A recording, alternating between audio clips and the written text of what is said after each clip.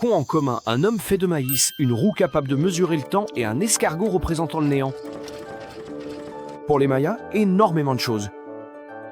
Car s'ils observaient le ciel pour savoir quand lamper, ils cherchaient aussi à expliquer qui avait créé les êtres humains et développer des mathématiques capables de manipuler des nombres gigantesques. Aujourd'hui, nous allons nous plonger dans l'un des aspects les plus fascinants du monde maya, leur façon de concevoir la création, le temps et les nombres.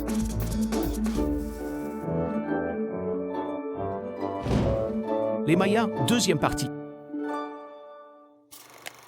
Des traces de la légendaire civilisation maya subsistent encore aujourd'hui, tout comme les mystères qu'ils ont laissés derrière eux. Les Mayas étaient très avancés, avec une compréhension incroyable des mathématiques, de l'astronomie, de l'architecture et de l'art. Puis, un jour, la civilisation maya a mystérieusement commencé à décliner pour des raisons encore inconnues, pour finalement disparaître complètement. Le Popol Vuh est le livre sacré du peuple K'iche', qui descend des Mayas. Il raconte l'histoire de la façon dont les dieux Tepe et Gucumatz sont devenus les dieux de la création. Terre, dirent-ils, et la terre fut créée en un instant par magie. Ensuite, ils créèrent les animaux, cerfs, oiseaux, jaguars et serpents. Mais comme ces créatures ne savaient pas parler, elles ne pouvaient pas prier leur Dieu créateur. Alors les dieux décidèrent de les condamner à voir leur chair sacrifiée et mangée. Face à l'échec de leur première création, les dieux imaginèrent un autre être, et cette fois, ils le façonnèrent avec de la terre et de la boue. Mais la simple créature de terre et de boue s'effondra.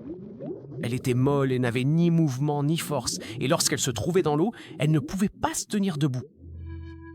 Tepe et Gucumatz furent déçus, mais ils essayèrent encore une fois. Ils demandèrent à des devins comment créer un homme, et on leur répondit « Il faut assembler du bois ». Puis le créateur doit le sculpter. Ils fabriquèrent donc des poupées de bois, mais dépourvues de cœur et de compréhension, elles ne pouvaient pas se souvenir de leur créateur et erraient sans but. Les dieux furent furieux et envoyèrent sur la terre un immense déluge de pluie. Les hommes de bois couraient désespérément d'un côté à l'autre, et beaucoup furent emportés par le déluge, tandis que d'autres trouvèrent refuge dans les arbres. Il fallut donc tenter une nouvelle fois. D'accord, cette fois, on va réussir. Finalement, les dieux créèrent des êtres humains intelligents, obéissants et respectueux de leurs dieux. Et c'est ainsi que les Mayas pensaient que les humains étaient apparus. Les Mayas cherchaient des réponses en se tournant vers leurs dieux, mais aussi en regardant ailleurs, vers le ciel.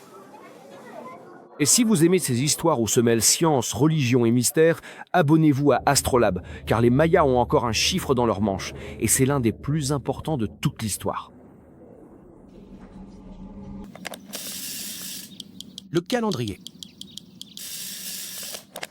Les Mayas remarquèrent que les étoiles dans le ciel changeaient de position au fil des jours, mais qu'une fois l'année écoulée, elles revenaient à leur position initiale et entamaient un nouveau cycle. Cela signifiait qu'en observant le soleil, la lune et les étoiles, les Mayas pouvaient savoir quel jour de l'année on était. Ça leur permettait de prévoir les meilleurs jours pour semer et récolter. Pendant des siècles, ils ont étudié les cieux, apprenant toujours plus sur les étoiles, qu'ils considéraient comme des dieux puissants. Les Mayas utilisaient leurs pyramides comme observatoire astronomique, et ce sont les prêtres qui accumulaient toutes ces connaissances. Avec une patience méticuleuse, les prêtres mayas ont créé une roue calendaire qui combinait deux calendriers. Le calendrier Ab était basé sur le cycle solaire et le calendrier Tzolk'in était basé sur le cycle lunaire. Le calendrier solaire des Mayas comptait 365 jours, tout comme le nôtre. Mais leur conception du temps était totalement différente de la nôtre. Les Mayas ne croyaient pas que le temps était linéaire. C'est-à-dire qu'il avançait en ligne droite sur laquelle les jours se succédaient, toujours vers l'avant. Pour eux, le temps n'avait ni début ni fin. Tout recommençait chaque année. C'est pourquoi leur calendrier prenait la forme d'une roue. Et voici matière à réflexion. Nous avons tendance à imaginer le temps comme une ligne qui avance toujours. Les Mayas prêtaient une attention particulière aux cycles qui revenaient encore et encore. Et vous, comment imaginez-vous le temps? Comme une ligne ou comme une roue? Dites-le moi dans les commentaires. Les Mayas étaient passés maîtres dans l'art des chiffres. Ils pouvaient calculer des nombres dépassant le milliard. Le fait qui prouve qu'ils avaient une connaissance approfondie des mathématiques était leur utilisation du zéro, qu'ils représentaient sous la forme d'un escargot. Mais le 0 n'est pas un nombre. C'est rien, donc ça ne compte pas. Eh bien, pipeau, le zéro signifie rien, mais c'est un nombre et aussi un concept. Mais aussi étrange que cela puisse paraître, l'idée du zéro fait progresser la compréhension des mathématiques au sein d'une culture. Et les Mayas l'utilisaient déjà 900 ans avant que les Arabes ne l'introduisent en Europe. Découvrez. Car plus nous en apprenons sur les Mayas, moins ils ressemblent à une civilisation perdue. Et plus ils ressemblent à une culture pleine d'idées que nous essayons encore de comprendre aujourd'hui.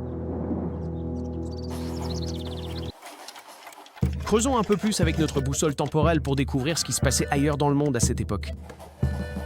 Que se passait-il au Moyen-Orient pendant que les Mayas abandonnaient mystérieusement leur cité ? À peu près au moment où la civilisation maya était sur le déclin, à l'autre bout du monde, la légendaire ville de Jérusalem était aux mains des Arabes. Les Arabes l'avaient arrachée aux Byzantins quelques siècles plus tôt. Mais en l'an 1071, les Turcs la leur ont ravie et ont pris le contrôle de la ville. Les Turcs interdisaient l'entrée aux pèlerins chrétiens qui voyageaient pour visiter le Saint-Sépulcre de Jésus. Et cela ne plaisait pas du tout à Rome ni à Constantinople.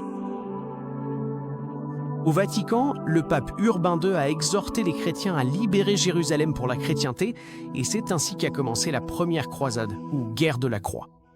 En 1096, une force européenne s'est unie à une armée venue de Constantinople. Leur chef était inspiré par la foi religieuse, mais aussi par le désir d'accroître leurs richesses et de conquérir des territoires. Après 3 années de combat, ils reprirent enfin Jérusalem. Par la suite, les armées européennes tentèrent de créer encore davantage de royaumes chrétiens au Moyen-Orient, mais aucune des 7 croisades qui suivirent ne connut le même succès. Les armées chrétiennes et musulmanes s'affrontèrent pendant 200 ans, et au bout du compte, les chrétiens ne parvinrent jamais à reconquérir la Terre Sainte. Autant d'efforts, autant de guerres, tout ça pour rien? Eh bien, pas tout à fait. Au cours des 2 siècles de croisade, de nombreux Européens ont pu sortir de l'obscurité du Moyen-Âge, grâce à leur contact étroit avec les peuples éclairés de l'Orient. Dans le prochain épisode, les Mayas, partie 2.